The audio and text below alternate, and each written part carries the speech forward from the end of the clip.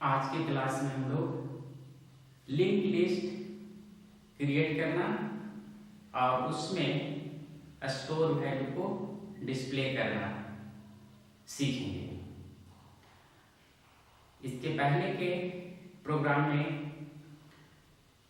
Node में single value था। इस प्रोग्राम में हम लोग देखेंगे कि अगर मोर देन वन वैल्यू नोड में है तब उसका कोड हम लोग कैसे लिखेंगे और उसके इंफॉर्मेशन को कैसे डिस्प्ले करेंगे। तो सबसे पहले फिगर देखते हैं कि वह किस तरह का होगा। तो चूंकि देखिए सबसे पहले हमारा क्या होता है, स्टार्ट किसका एड्रेस होल्ड करता है, फर्स्ट नोड का एड्रेस होल्ड करता है। अब यहाँ पर से देखिए हम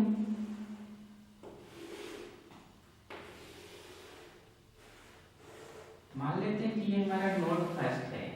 ये क्या है, नोड फर्स्ट, और इसमें दो आप लोग का क्या है, इंफॉर्मेशन पार्ट है और ये हमारा क्या हो जाएगा, नेक्स्ट। एक में हम लेते हैं रोल नंबर और दूसरा में लेते हैं फी। उसी तरह से हम लोग दूसरे नोड को क्रिएट करते हैं। अभी तक आप लोग जो भी देख रहे थे उसमें क्या था, single node consist the two part, data part and the link part. लेकिन यहाँ पर डेटा पार्ट में दो फील्ड है, यानी टू डेटा है, और यानी ये हमारा क्या हो जाएगा, नोड 2। इसमें मान लेते हैं कि 35 है रोल नंबर और उसका जो ड्यूज है 600। इस नोड में क्या हो जाएगा, ये हमारा नेक्स्ट पार्ट हो जाएगा। उसी तरह से अगर हम दूसरे नोड को क्रिएट करते हैं, दिस थर्ड नोड, देखिए ये प्रोग्राम समझने के लिए है ना। इसका हमारा क्या हो जाएगा, नेक्स्ट पार्ट, और ये हमारा क्या है 39 और इसका 550 रुपया फी, यानी ड्यूज हो सकता है या फी भी कह सकते हैं।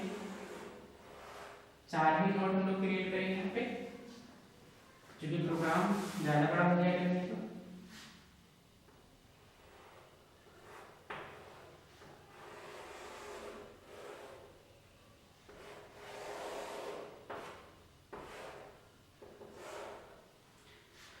यहाँ पर 40 दे दीजिए और इसका दे दीजिए 650, और इसमें क्या हो जाएगा, नल हो जाएगा, है ना। तो हमारा पॉइंटर कैसे लिंक होता है, पहला इससे लिंक है, ये हमारा क्या हो जाएगा, नोड 3, और ये हमारा क्या हो जाएगा, नोड 4। ठीक है। अब देखिए यहाँ पर इस तरह से ये कनेक्टेड होगा और ये इस तरह से कनेक्टेड होगा,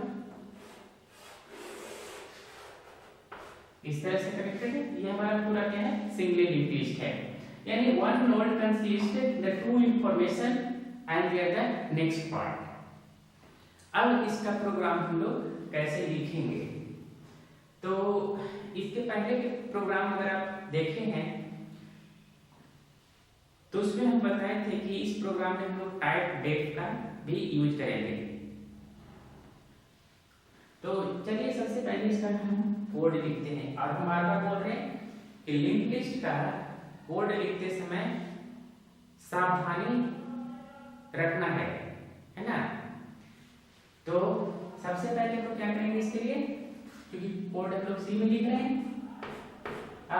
फिगर समझने में तो कोई प्रॉब्लम नहीं है कि यहाँ पर हमारा क्या है, टोटल नंबर ऑफ नोड कितना है, node 1, node 2, node 3 and node 4, और स्टार्ट जो है किसका एड्रेस होल्ड करता है, नोड फर्स्ट का। ठीक है। तो सबसे पहले यहाँ पर से लिखेंगे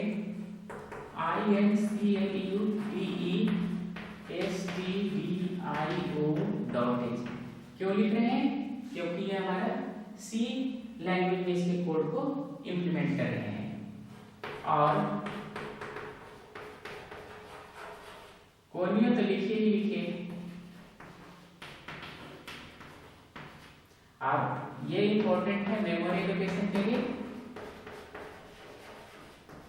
इंक्लूड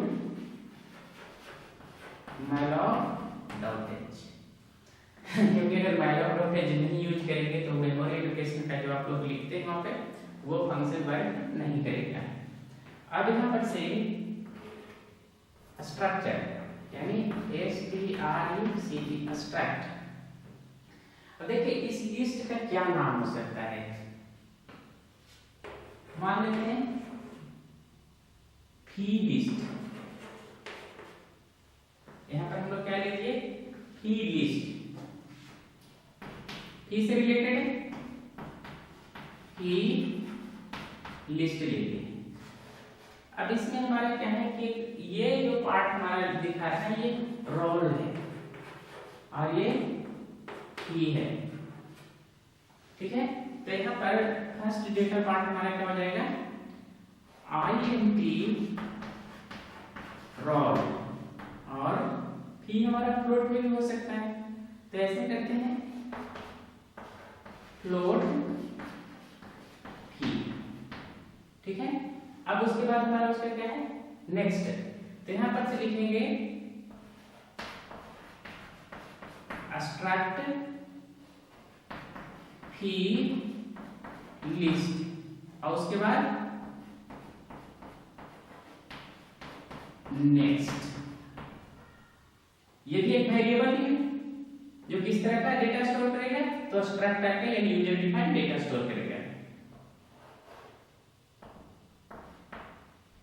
अब देखिए यहां तक तो कोई दिक्कत नहीं है, क्योंकि जो आप लोग का फिगर था अकॉर्डिंग टू ये आपका स्ट्रक्चर हो गया, यानी स्ट्रक्ट फी लिस्ट। यहाँ पर देखिए स्ट्रक्चर का जो नेम होता है वो डिपेंड करता है कि आप किस तरह का टेबल बना रहे हैं। तो यहाँ पर हम क्या बना रहे हैं, फी लिस्ट का table using single link list.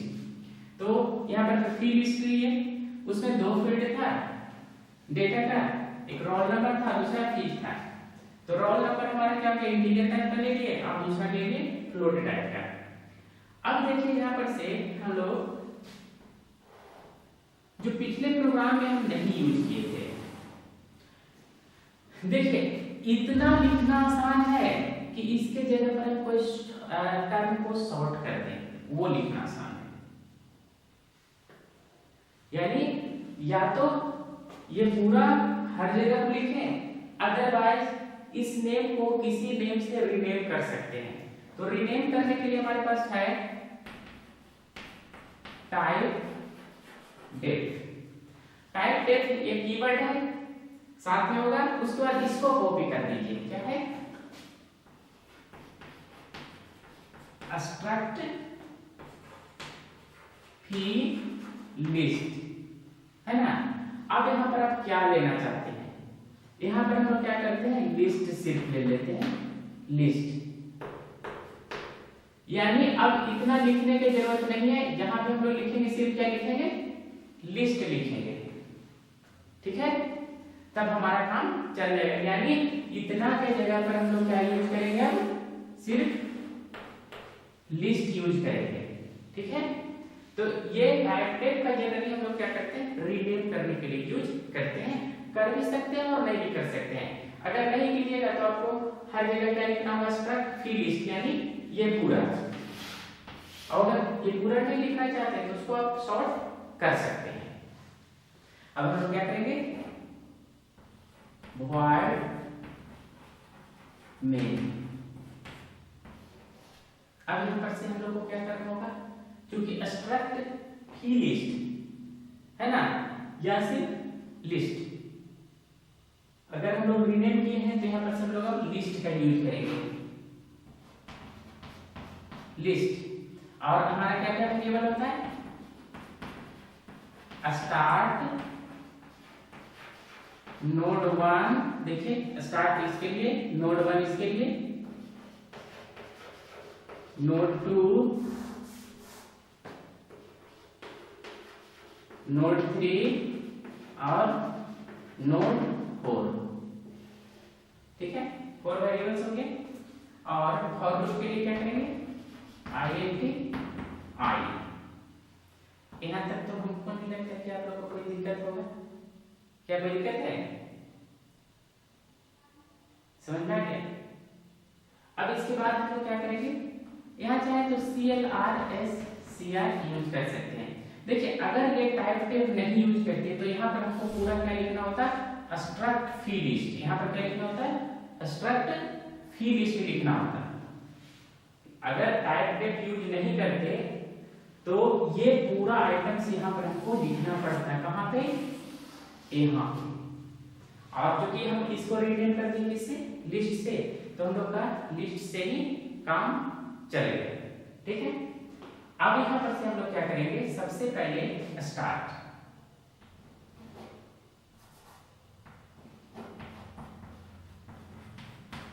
Start equal to, यहां पर से देखिए list, list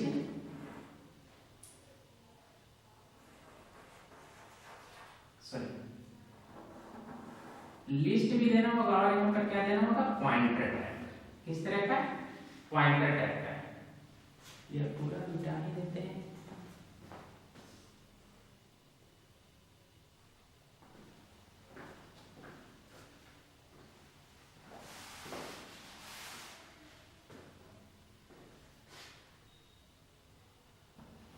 start equal to list asterisk malloc, उसके बाद साइज ऑफ, यहाँ पर से हमारा क्या हो जाएगा, लिस्ट लिए थे, ये हमारा लिस्ट है, यहाँ पर से क्या आ जाएगा, लिस्ट। ध्यान रखिएगा। और अगर हम लोग टाइप टेप नहीं यूज करते तो क्या करना होता है, यहाँ पर लिखना होता है स्टार्ट, उसके बाद struct free list, struct free list asterisk malloc size of struct free list. अगर हम लोग रीनेम करते हैं तो क्या बेनिफिट हुआ कि इतना लिखना नहीं पड़ रहा, उसके जगह पर सिंपल कर हम लोग क्या लिख रहे हैं, लिस्ट, और हमारा काम हो जा रहा है। ठीक है, अब देखिए इतना कर देने के बाद क्या करना होगा, अब हमारा स्टार्ट में किसका एड्रेस होता है, स्टार्ट में किसका एड्रेस होगा, नोड 1 का। ठीक है, अब यहां पर से हम लोग क्या करेंगे, स्टार्ट में एड्रेस नोड 1 का दे दिए। अब नोड 1 का डेटा पार्ट का वैल्यू देंगे, यानी नोड 1 डॉट, पहला क्या है, रोल, रोल इक्वल टू मान लेते हैं 20। चलिए वही जो रोल दिया हुआ है वही पर हम दे देते हैं, क्या है 33। और दूसरा उसका क्या है, नोड 1 डॉट थी। देखिए अगर यहाँ पर स्मॉल लिए की तो यहाँ पर भी क्या लेंगे, स्मॉल भी लेंगे। कितना यहाँ से 500। अब यहाँ पर से देखेंगे नोड 1 डॉट नेक्स्ट, यानी पहला वैल्यू देंगे 33 हो गया, दूसरा वैल्यू 500 हो गया। अब ये फील्ड आ गया, तो इसमें इस फील्ड में आप देखिए ये जो है किससे कनेक्टेड है, किससे, नोड 2 से, यानी इसका नेक्स्ट पार्ट किसका एड्रेस होल्ड करेगा। और एड्रेस के लिए देखिए ये साइन जरूर दीजिएगा, ये हमारा क्या हो जाएगा, नोड 2। तो देखिए पहला नोड का तीनों फिगर हो गया, पहला, दूसरा और तीसरा, यानी फर्स्ट, सेकंड और थर्ड। अब लोग इसी तरह से हम लोग क्या करेंगे, अब हमारा क्या होगा, नोड 1 कंप्लीट हो गया तो हम लोग किस पे आएंगे, नोड 2 पर आएंगे। और नोड 2 में पहला आप लोग का क्या हो जाएगा, रोल, कितना लिखा हुआ है वहां पर देख लीजिए 35। फिर नोड 2, उसके बाद 3, कितना है उसका, नोड 2 का 35, फिर 600, फिर हमारा क्या हो जाएगा 600। और उसके बाद नोड 2 का क्या बच गया, नेक्स्ट, देखिए first field complete, second complete और थर्ड में चलेंगे। तो थर्ड में किसका है देखिए, किसका, नोड 3 का है। तो यहाँ पर हम लोग क्या देंगे, एड्रेस ऑफ नोड 3। तो यहाँ पर से देखिए सेकंड नोड का कंप्लीट हो गया, उसका रोल नंबर, उसका पी, उसका नेक्स्ट। अब उसके बाद क्या करेंगे, जब हमारा ये कंप्लीट हो गया, ये कंप्लीट हो गया, तो इस तरह जाएंगे नोड 3 पे। अब यहाँ पर से नोड 3 डॉट सबसे पहले रोल इक्वल टू क्या हो जाएगा 39, नोड 3, उसके बाद फी कितना है उसका 550 है ना, 39550। अब उसका क्या पार्ट बच गया, नेक्स्ट पार्ट बच गया। तो node 3 dot next equal to कितना हो जाएगा, इसमें किसका एड्रेस है नोड 3 में, आपका नोड 4 का एड्रेस है।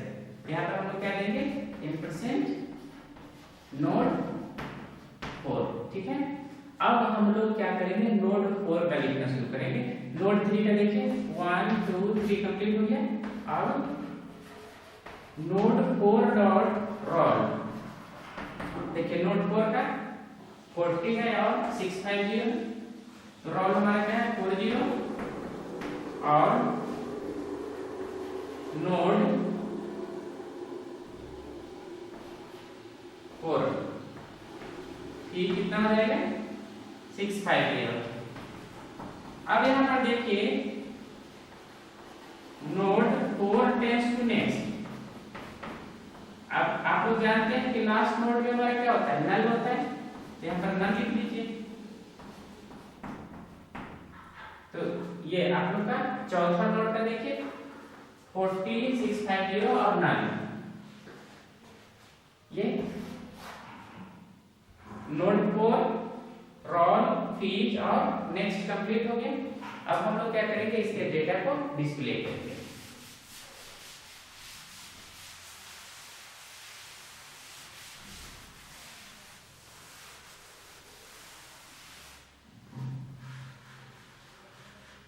सबसे पहले एक मैसेज देगा, क्या देगा,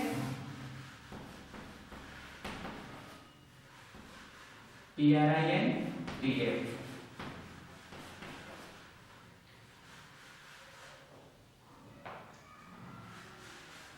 लिस्ट इंफॉर्मेशन लिख सकते हैं या फी लिस्ट लिख सकते हैं। फी लिस्ट डिटेल्स, फी लिस्ट डिटेल्स। चलिए इसको हटाते हैं।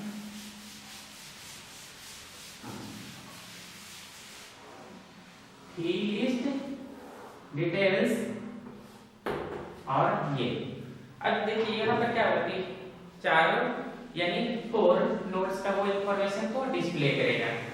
तो यहाँ से आप लोग का फॉर लूप लगा लीजिए, i = 0, i <4 और i++।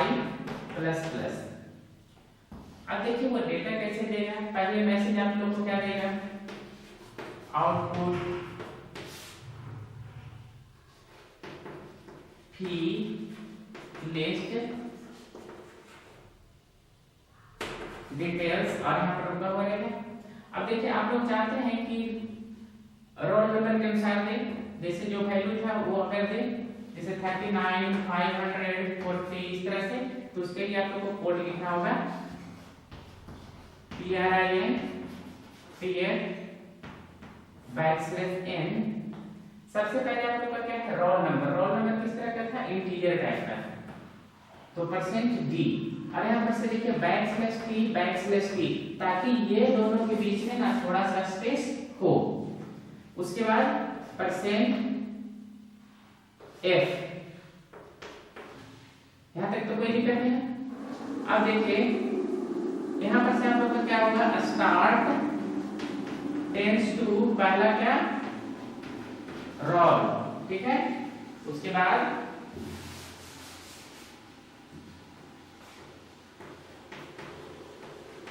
Star tends to fees, ठीक है। यानी ये किसके लिए है, रोल नंबर के लिए, परसेंटेज किसके लिए है, स्टार फीस के लिए। और बीच में जो आपको बैचलर्स की और बैचलर्स की क्या है कि एक पहले रोल नंबर दे, फिर स्पेस दे और फिर क्या है उसका फी दे। नेक्स्ट में आएगा तो लाइन चेंज होगा, फिर उसी तरह से आपका क्या होगा, रोल नंबर और फी डिस्प्ले करेगा। और यहाँ पर से क्या लिखना होगा, start equal to star tends to next, यानी पहले पहला नोड का, फिर सेकंड नोड का, फिर थर्ड नोड का, फिर फोर्थ नोड का वो डिस्प्ले करे।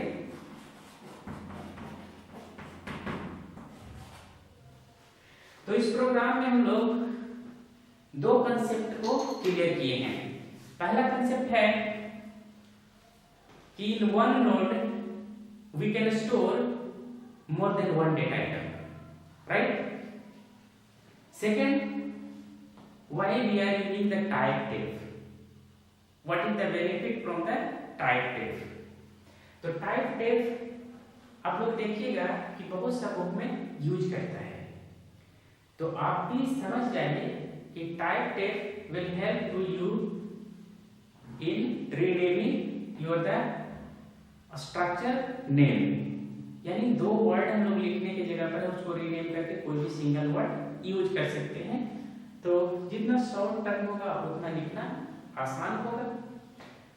तो ध्यान रखना है कि जब हम रीनेम करेंगे उसके बाद उसी को हम लोग यूज भी करेंगे।